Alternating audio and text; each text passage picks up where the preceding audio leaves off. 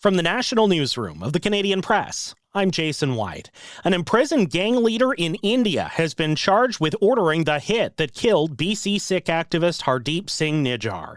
Lawrence Bishnoi and his alleged lieutenant are charged with ordering Nijjar's June 2023 killing outside a Surrey, BC Gurdwara.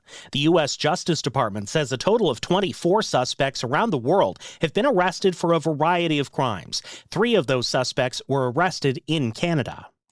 Prime Minister Mark Carney is promoting Canada's multi-billion-dollar submarine deal at the NATO Leaders Summit in Turkey. This is the largest defense procurement in Canada's history.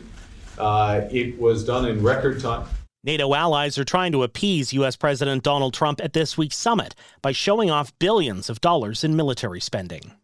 British Columbia has hired lawyers in both BC and California to pursue legal action against the company behind ChatGPT over its alleged part in last February's deadly Tumbler Ridge mass shooting. Attorney General Nikki Sharma says no company or corporate leader should escape accountability when public safety is at risk.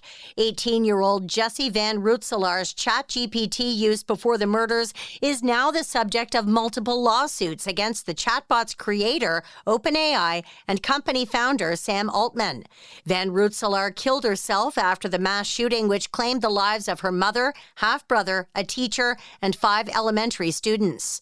Lisa Laporte, The Canadian Press. Thousands gathered today in Montreal for the funeral of a police officer who was killed on the job last month. A bagpipe band and officers on horseback led the procession in Mohammed Lamin Ben Radwan's honor. The 34-year-old was killed while responding to a call about gunshots at a hotel. A bystander and the alleged gunman were also killed. Prime Minister Mark Carney's made his first Senate appointments since he took office more than a year ago.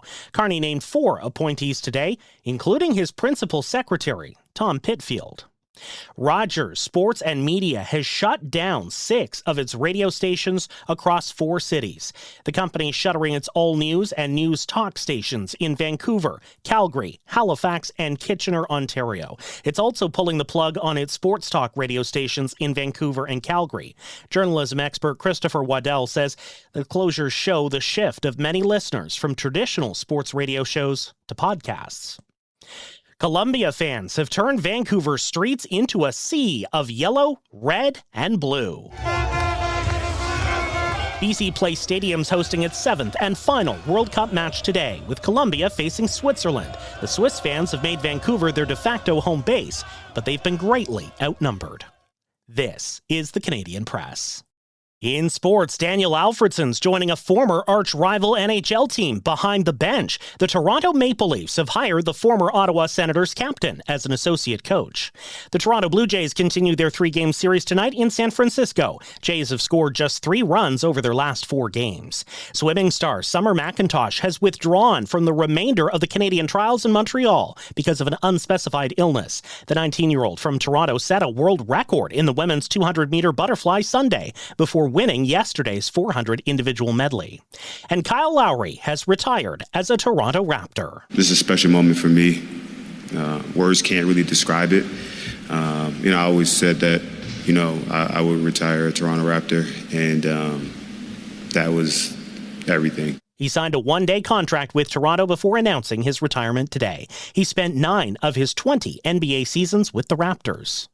From the Canadian Press, I'm Jason White. Thanks for listening. Don't forget to follow and subscribe. For more of today's top stories, visit thecanadianpressnews.ca.